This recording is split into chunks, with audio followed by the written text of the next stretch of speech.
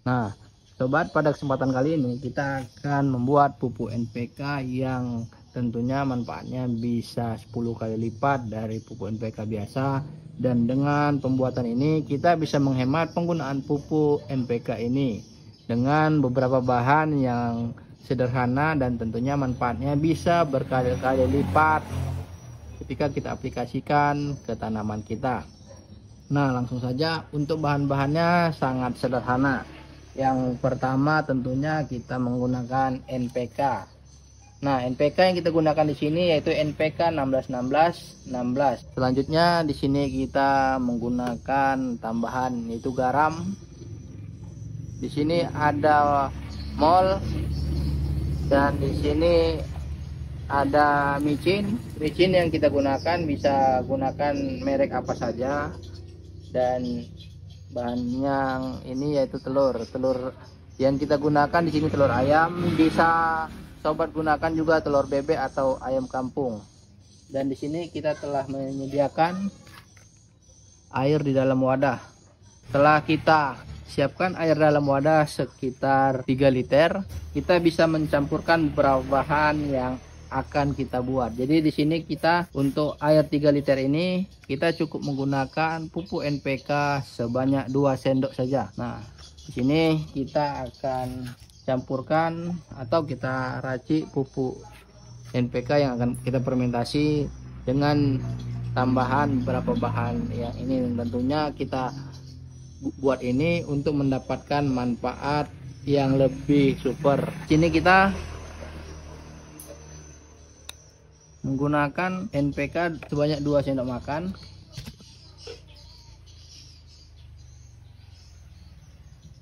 Kita masukkan ke dalam wadah.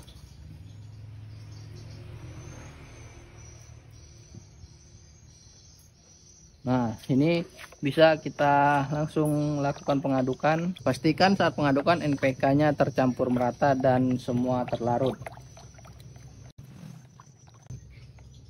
Setelah kita lakukan pengadukan, kita bisa menambahkan bahan selanjutnya. Di sini kita menggunakan garam. Garam yang kita gunakan di sini juga 2 sendok.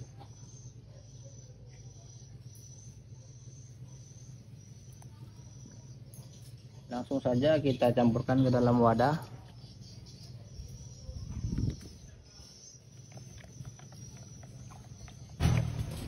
Nah, setelah kita masukkan NPK dan garam, selanjutnya kita campurkan micin. Micin yang kita gunakan di sini juga sekitar 2 sendok. Ini tinggal seperempatnya, jadi kita bisa tuangkan saja semua. Kita ketahui pada garam dan micin ini mengandung mineral dan zat yang sangat baik dan bisa langsung diserap oleh tanaman. Dan pada kandungan garam ini terdapat kandungan mineral yang paling lengkap, jadi kita bisa menggunakannya. Dan ini saya menggunakan garam dapur. Sobat bisa menggunakan juga garam grosok. Dan bahan selanjutnya kita bisa campurkan telur. Nah, kita pecahkan dan kita aduk. Setelah kita aduk, kita campurkan ke dalam wadah.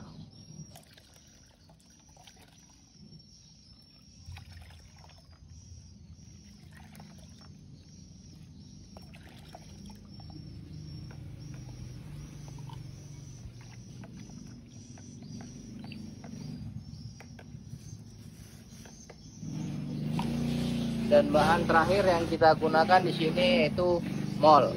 Jadi untuk pembuatan mol ada di video-video sebelumnya, atau sobat bisa menggunakan E4. E4 yang sobat gunakan harus dilakukan aktivasi, karena kita ini melakukan proses fermentasi pada pupuk kimia, jadi kita harus lebih mengaktifkan E4 dengan cara aktivasi. Untuk video proses aktivasinya ada di video-video sebelumnya, jadi sobat bisa lihat.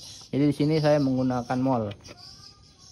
Untuk mol ini bisa kita gunakan sekitar 100 ml.